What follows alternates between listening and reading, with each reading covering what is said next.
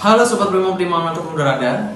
Dalam episode Serba-Serbi Kepolisian kali ini kita akan sedikit mewawancarai dan jauh lebih mengenal siapa sih seorang Komandan Satuan Brimopolda Nusa Tenggara Barat, Kombes Pol Komarus Zaman SIK MH. Bagaimana keseruannya? Mari kita saksikan bersama-sama.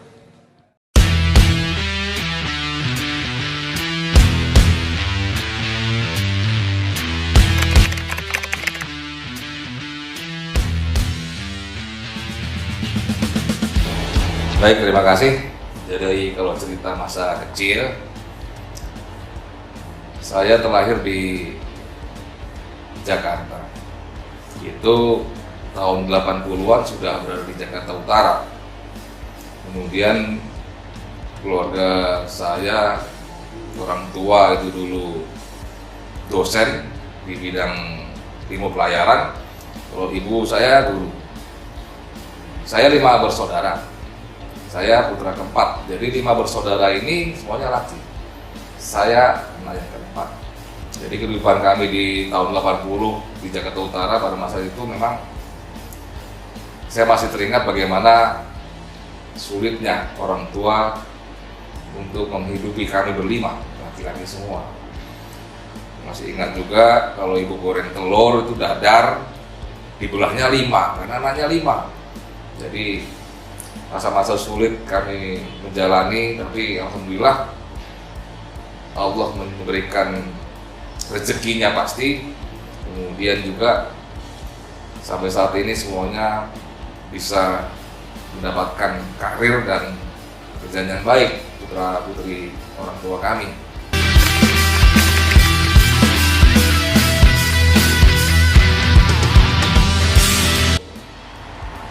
Selesai lulus SMA itu saya berpikiran bagaimana saya bisa meringankan beban orang tua. Makanya pada saat itu saya memilih pendidikan yang langsung bekerja. Ada 3 akademi yang saya coba untuk daftar. Yang pertama itu Akademi Ilmu Pelayaran, tempat yang saya bekerja sebagai dosen di situ.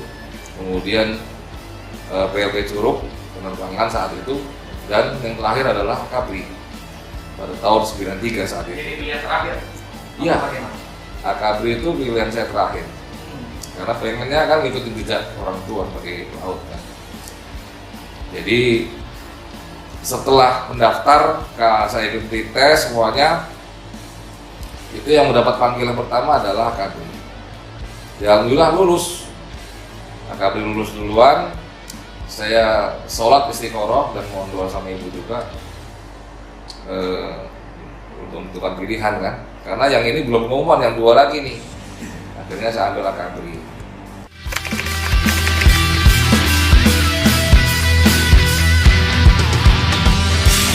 Saya dari tahun 96 lulus sampai 2020 ini, kurang lebih 24 tahun.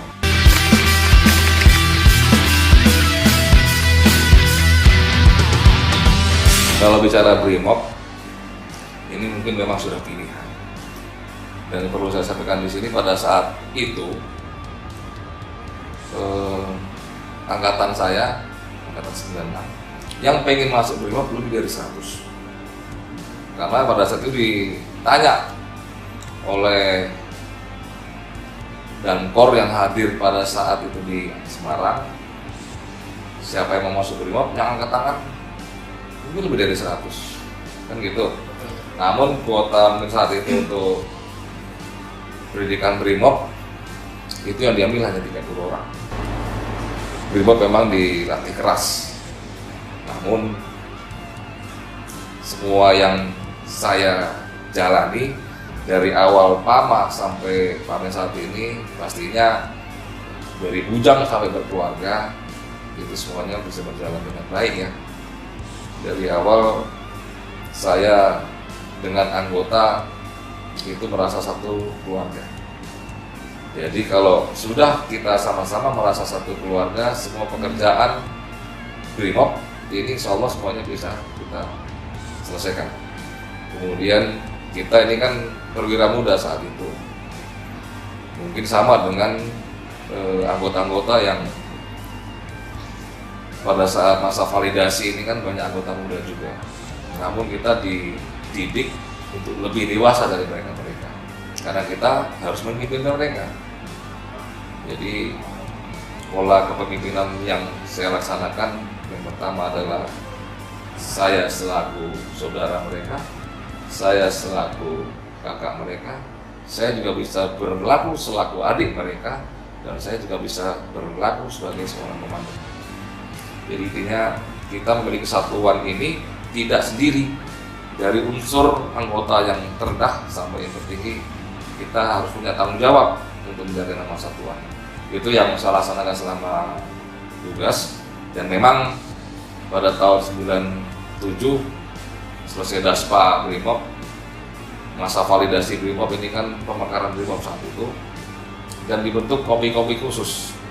Waktu itu saya tergabung di kompi Kolopor yang dibentuk pada tahun 97, kemudian langsung melaksanakan tes mission di Aceh, operasi di bawah pertama, kemudian terus berlanjut sampai di 2005 saya mengakhiri kegiatan operasi untuk melaksanakan sekolah P3.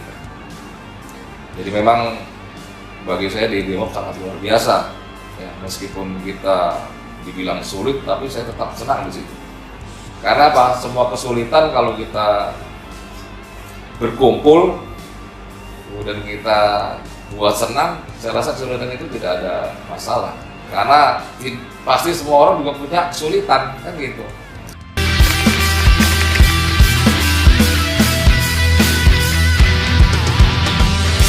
Kalau yang paling berkesan ya pastinya di Aceh.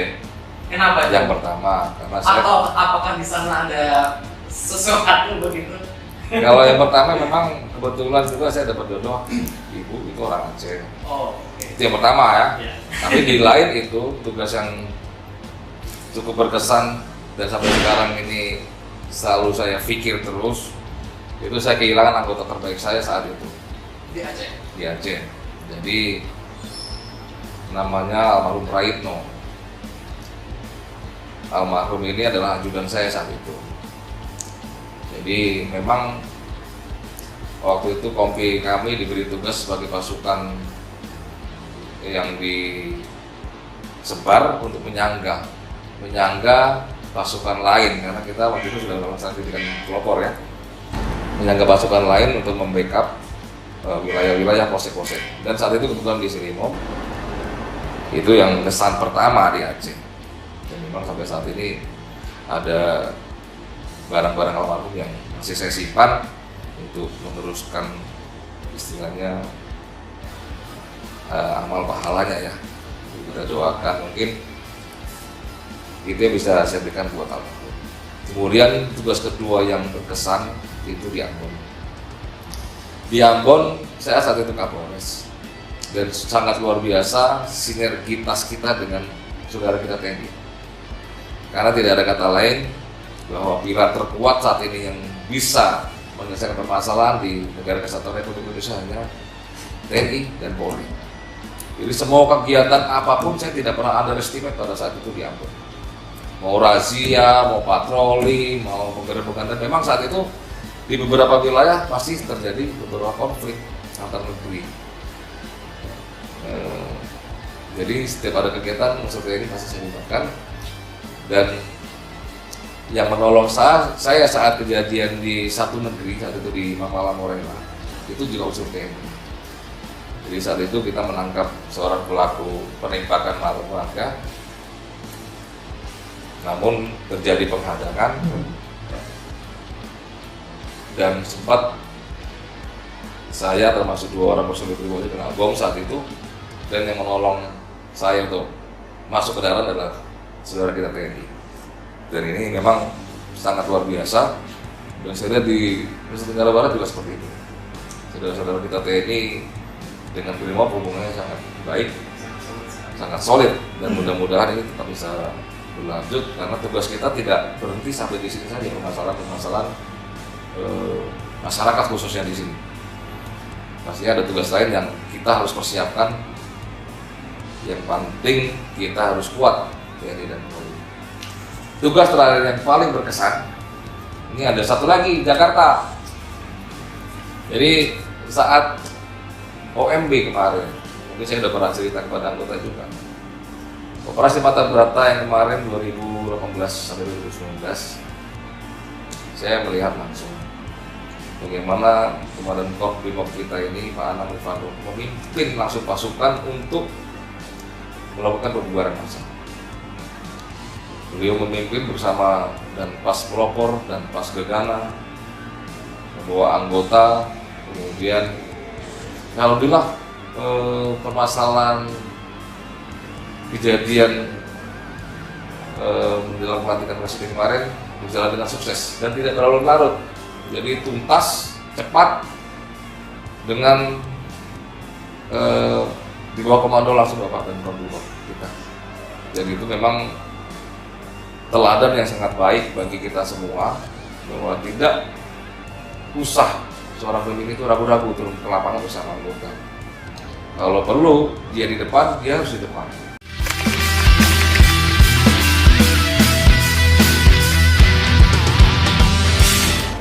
Kita harus menjadikan anggota ini sahabat. Kita juga harus menjadikan anggota kita ini mitra kerja. Organisasi Brimob ini adalah kumpulan orang-orang, dan orang-orang ini harus sepakat tujuannya tuh kemana. Saat Brimob Nusa Tenggara Barat, dia punya tujuan, goal. Jadi tujuan ini dia harus sepakat. Yuk kita sama-sama mencapai tujuan ini. Dari unsur, mohon maaf, pangkat yang terendah sampai komandan satuan di situ, dia harus seperti itu. Dan dibangun kesadaran bahwa kita adalah keluarga. Keluarga, apabila kita ada kesulitan, yuk kita ngomong tanpa ada batas, kan gitu. Pintu saya juga selalu terbuka, handphone saya juga selalu terbuka. Juga saya ini sampaikan kepada seluruh komandan yang lain.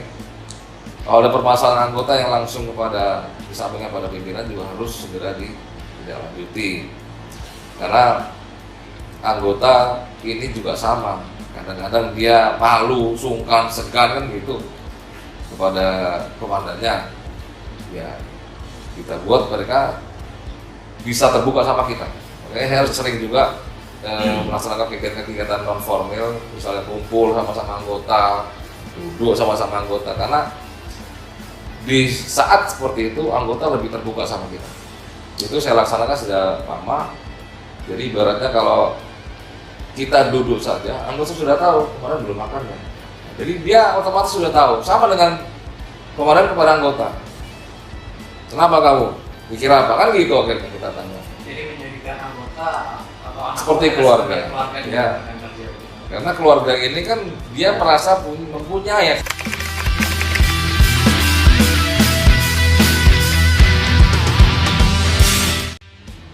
Masa pandemi corona ini seingat saya di tanggal 15 Maret 2020 itu sudah mulai ada PDB. Itu wilayah Lombok Timur kalau tidak salah.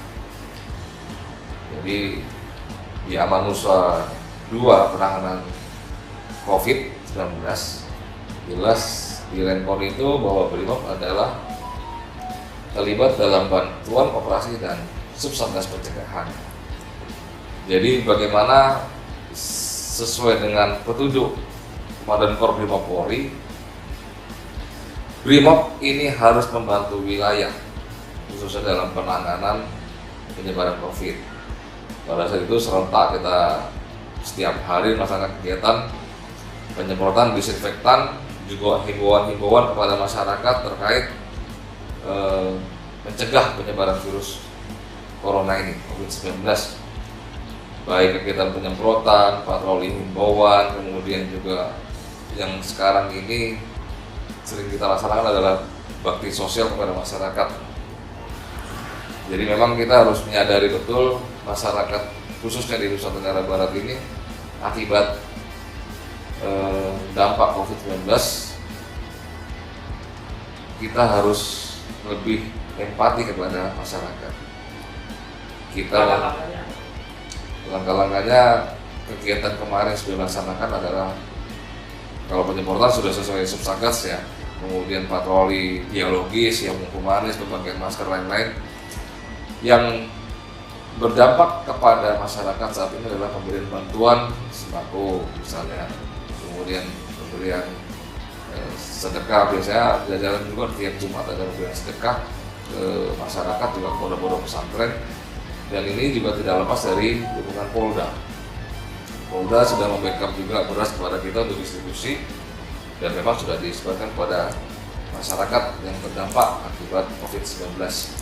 Jadi kita membuat masyarakat ini mengurangi beban kesulitan mereka ini, dan pastinya juga anggota dalam bertindak untuk lebih berhati-hati, karena kita paham betul secara psikologis masyarakat juga seperti yang mungkin bisa kita lihat sekarang ini. Lantas apa upaya kemarin agar anak buah yang mungkin di tengah pandemi corona ini bisa ya secara kontinu memperhatikan kesehatannya gitu? Jadi dari awal untuk anggota kita ini memang sesuai dengan petunjuk protokol COVID-19, penjemuran badan di setiap tim 10 ini sudah kita laksanakan juga, dan ini berlaku bagi seluruh anggota dan keluarga. Kemudian kegiatan olahraga lain, oraum, itu juga kita wajibkan kepada jajaran untuk melaksanakan, dan juga pemberian vitamin kepada anggota. Jadi kita harus berpikir kalau kita yang melaksanakan perlindungan, pengayoman dan pelayanan kepada masyarakat ini tidak bisa bekerja, kita harus berpikir juga pasti masyarakat akan sangat dirugikan. Jadi Brimob harus sehat untuk bisa membantu masyarakat dalam penanganan kesulitan, dan kita juga sudah menyiapkan beberapa jajaran terkait kebijakan ketahanan pangan. Jadi kalau di wilayah Makosat ini sudah dilaksanakan, yang pertama adalah kolam ikan yang kita sebar dan bisa dinikmati oleh warga asrama. Juga KRPL ini terdiri dari tanaman-tanaman untuk keperluan rumah tangga, juga hidroponik. Yang terakhir adalah ternak ayam yang sudah kita buat lebih kurang sebulan yang lalu, dan targetnya adalah untuk personil kita juga warga di asrama kita khususnya, dan kalau memang ada lebih kita akan berikan kepada warga sekitar. Kalau di wilayah Sumbawa kemarin juga ada jajaran yang sudah melaksanakan tanam jagung, juga beberapa daerah juga sudah melaksanakan kegiatan-kegiatan untuk ketahanan pangan di khususnya Brigade Mobil Brimob.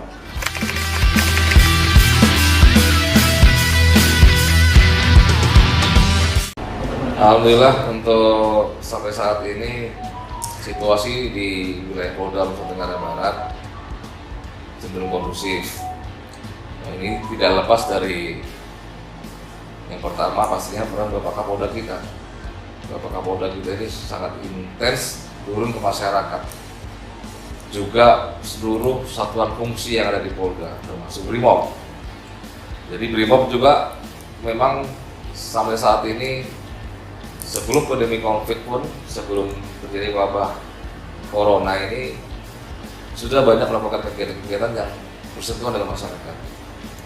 Tadi saya sebut sebagian adalah sedekah kepada warga masyarakat, kemudian patroli dialogis melalui Good Queen, kemudian kegiatan pengajian bersama masyarakat, himbauan kepada masyarakat, kemudian juga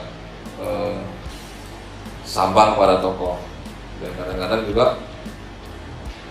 beberapa wilayah di kabupaten yang ada di Provinsi Nusa Tenggara Barat ini secara bersama sudah melaksanakan kegiatan sambang ke seluruh warga masyarakat, dan saya instruksikan kepada para komandan di wilayah-wilayah di kabupaten untuk sama-sama bersama satuan-satuan yang ada di wilayah stakeholder, baik Polres, TNI, Pemda, kemudian unsur lain termasuk tokoh agama dan tokoh masyarakat, bersama-sama kalau memang ada permasalahan segera bisa dituntaskan bersama.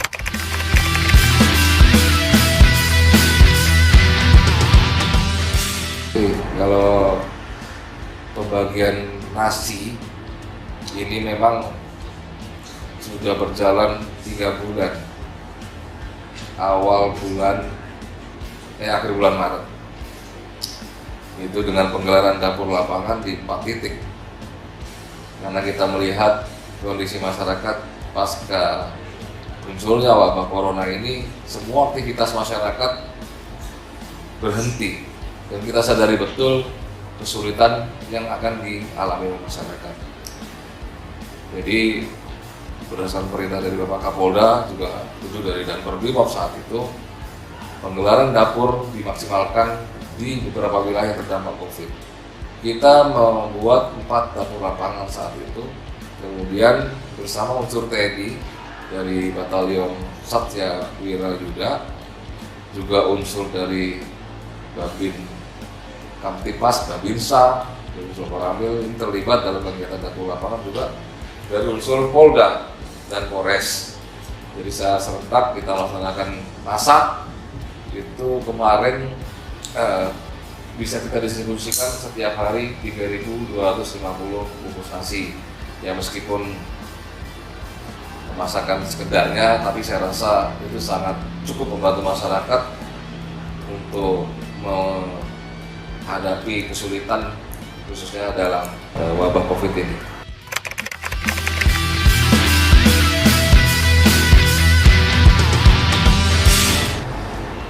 Pesan saya untuk saudara-saudara saya, rekan-rekan saya di Brimob Nusa Tenggara Barat yang mungkin saat ini menjabat sebagai komandan, entah Danyon, entah Danki, entah Danton, entah Danku, silakan terapkan manajemen repot.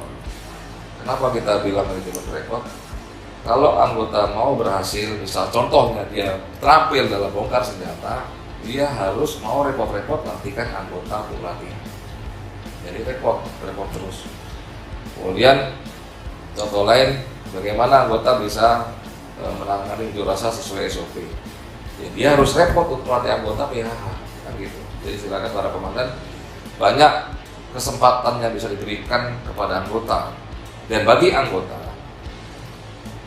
apa yang diberikan oleh satuan, khususnya para permasalahan profesionalisme Brimob, ini pastinya akan bermanfaat bagi anggota sendiri, khususnya dalam nanti dia berkarir.